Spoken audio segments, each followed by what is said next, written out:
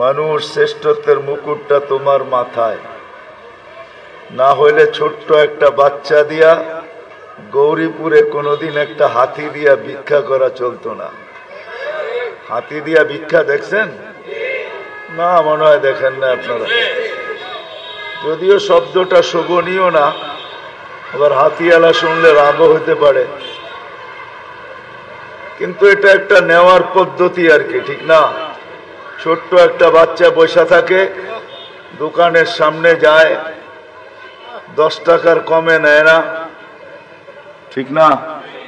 আর 10 টাকার কম দিলে দোকানের সামনের দিকে যায়ও না, ঠিক না? নেয় হাতি, কিন্তু নিয়া দিয়া দেয় ওই ছোট্ট বাচ্চাটার হাতি, ঠিক না?